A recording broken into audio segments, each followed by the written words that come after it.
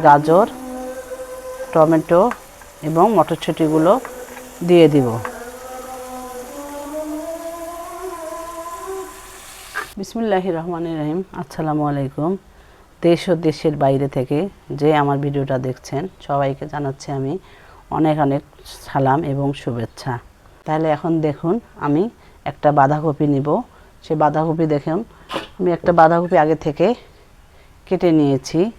এটা আমি এখন হালকা গরম জলে একটু সিদ্ধ করে নেব। দেখুন এখন আমি এখানে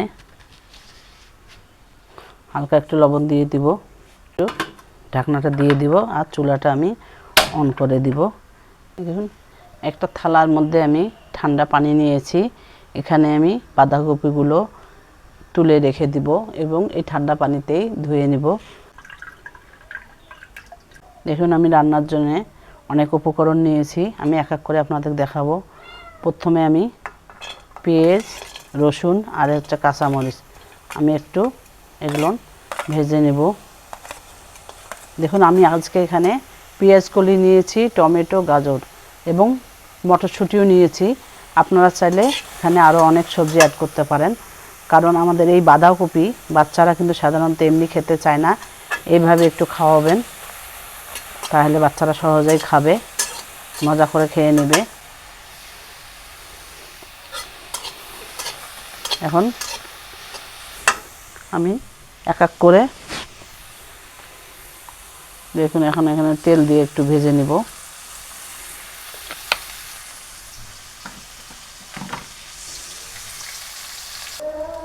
এখন আমি এখানে দিয়ে দিচ্ছি একটু হলুদ। হলুদটা কিন্তু আপনারা নাও দিতে পারেন, একটু হালকা কালারের জন্য একটু দিলে ভালো। এখন আমি এখানে অ্যাড করতেছি গাজর, টমেটো এবং মটরশুঁটিগুলো দিয়ে দিব।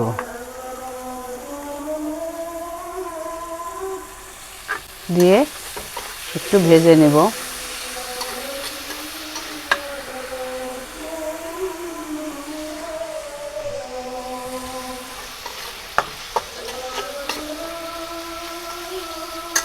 এইভাবে একটু সুন্দরভাবে ভেজে নিতে হবে।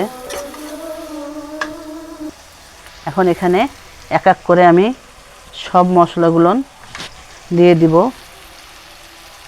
আমি দিয়ে দিচ্ছি প্রথমে একটু লবণ। লবণটা একটু হালকা করে দিবেন, কারণ বাঁধাকপিটা সিদ্ধর সময় আমি একটু লবণ দিয়েছিলাম, সেই মাপেই দিতে হবে হালকা করে।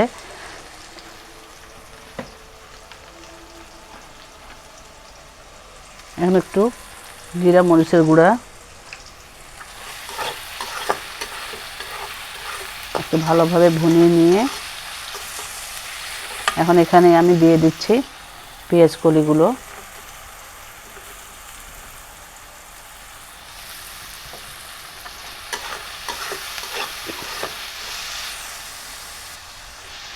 এখন আমি বাঁধাকপিগুলো এখানে ঢেলে দিব, দিয়ে একটু ভালো করে নেড়ে চেড়ে ঢাকনাটা দিয়ে দেব। আপনারা একবার হলেও বানিয়ে খাবেন, দেখবেন কত মজাদার এবং সুস্বাদু একটা রেসিপি। বাচ্চারা নিমিষেই এটা খেয়ে নেবে।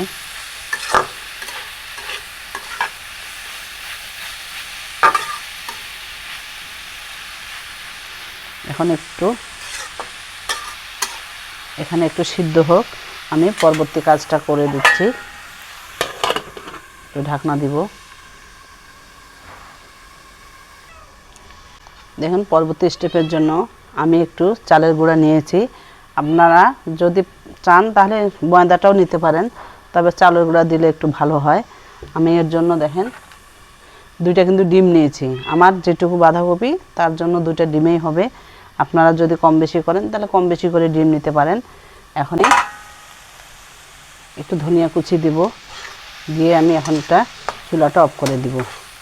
দিয়ে এগুলো এখন একটু ঠান্ডা করে নিতে হবে। দেখুন আমি এইভাবে পাতলা ব্যাটারটা করে নিয়েছি, এরকমই করতে হবে। কড়াইতে আমি আরেকটা ফ্রাই প্যান নিয়েছি, এখানে তেল দিয়ে দিলাম।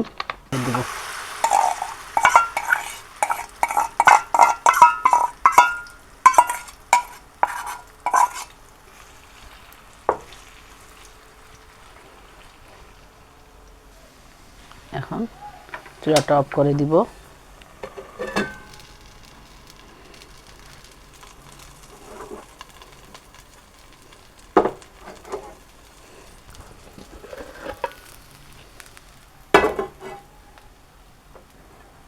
দেখুন এই পাশটা কত সুন্দর হয়। আমি এইভাবে সবগুলো সাইজ করে কেটে নিয়েছি। এগুলো নাস্তা হিসেবে খাওয়া যাবে, এখনই খুবই দুর্দান্ত হয়েছে খেতে। আর আমি এখন এখানে এগুলো দিয়ে একটু তরকারি রান্না করব। সেজন্য দেখেন আমি মুগের ডাল আগে থেকে একটু সিদ্ধ করে নিয়েছিলাম। এখন আমি এটা দিয়ে এগুলো রান্না করব। সেজন্য দেখেন আমি আগে এখানে চুলাটা অন করে দিলাম। এখন এখানে দিব পেঁয়াজ, মরিচ এবং রসুন। এগুলো একটু ভেজে নিতে হবে। তার সাথে টমেটোগুলো দিয়ে দিতে পারে। টমেটোগুলো আমি একসাথে দিয়ে দিলাম।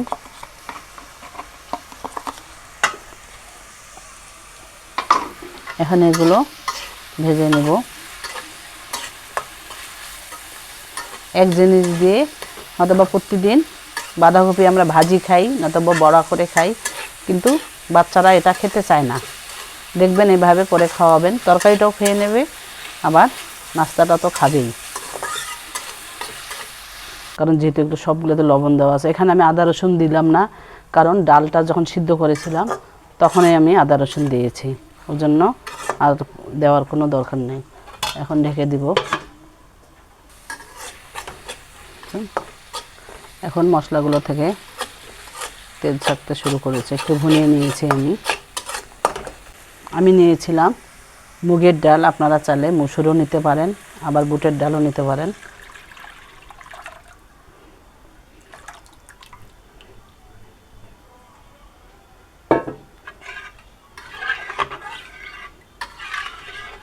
দেখুন এখন এই দেখতে কত কালারফুল হয়েছে তরকারিটা।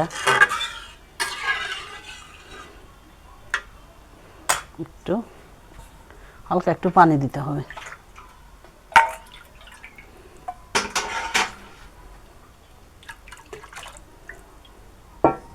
এখন আমি বলক ওঠা পর্যন্ত ঢেকে রেখে দিব।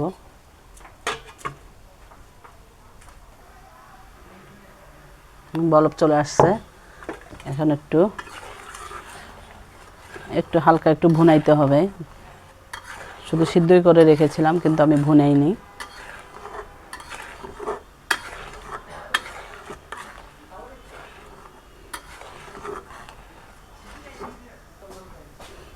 এখন আমি এখানে বরফিগুলো দিয়ে দিব।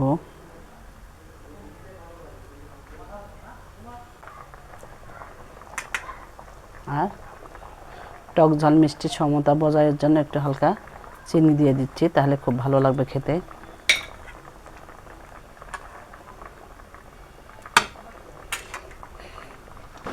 একটু হালকা জিরা ধনিয়ার গুঁড়া। যে যেখান থেকে দেখছেন আমার মতো করে একদিন আপনারা বানিয়ে খাবেন। আমার চ্যানেলটাকে সাবস্ক্রাইব করে আমার পাশে থাকবেন। এখন আমি দেখুন এগুলো কিন্তু খাবো, নাস্তা হিসেবে খাবো। আর আমি বাকিগুলো দিয়ে তরকারি রান্না করলাম। এখন একটু 2 মিনিটের জন্য ঢাকা দিয়ে রেখে দিব। দেখুন হয়ে গেল আমার তরকারিটাও। এখন আমি চুলাটা অফ করে দিব, একটু 2 মিনিটের জন্য ঢেকে দিব।